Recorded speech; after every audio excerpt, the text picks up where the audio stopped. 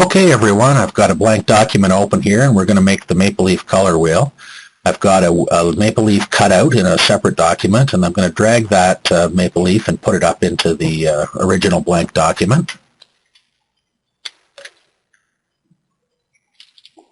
We're going to plunk it in there.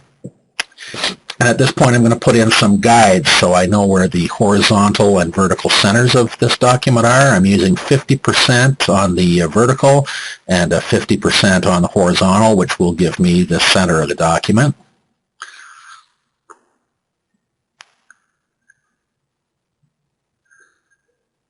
I'm then going to just nudge the leaf up to its center point.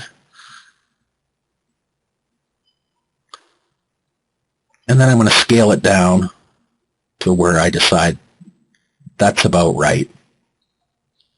I'm going to drag it up, holding down the Shift key to make sure it stays on its vertical axis, and stays centered.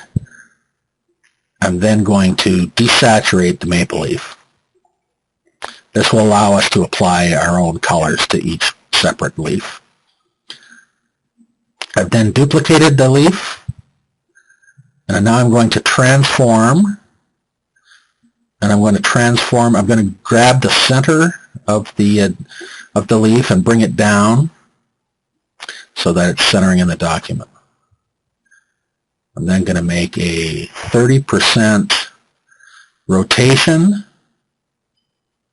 and I'm going to accept that modification. I'm now going to repeat those steps using a shortcut, Shift-Control-Alt-T, and just rotating around until I get a nice even. So now I've got my 12 leaves.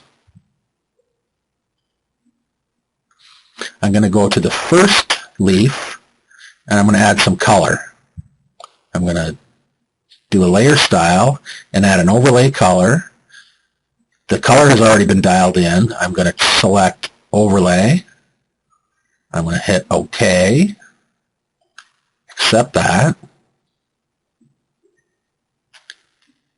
I'm now going to turn that particular group into a smart object so we could possibly make modifications later on if we decide.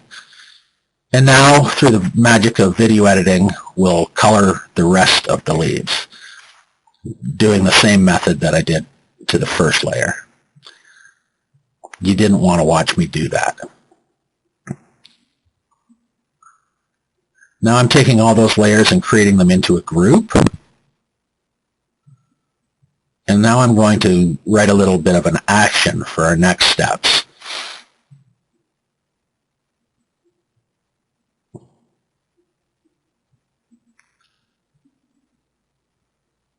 I'm just going to call this action scale and rotate.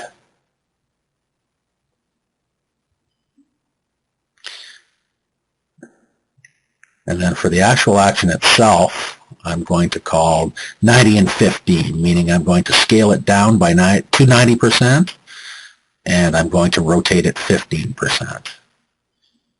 And I'm going to add a shortcut for myself for future use. I may want to use this technique again, so I'm just going to save it and keep a shortcut for it. And once that's decided, I'll hit OK. And now I'm recording. So all my steps will be recorded for the next little while. I'm going to duplicate the group.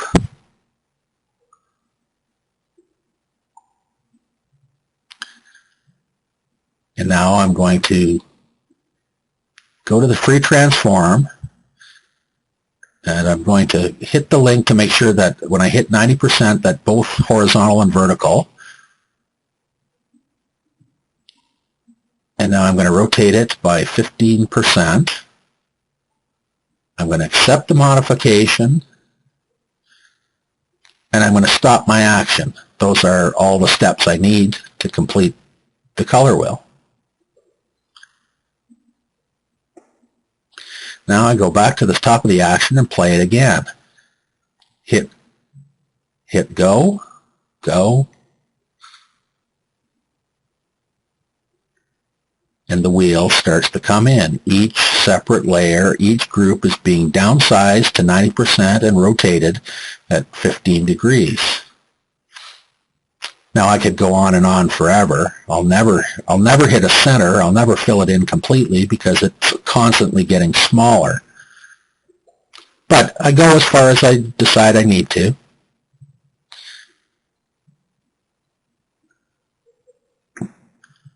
And as you can see, the color wheel starts to have that spiral effect.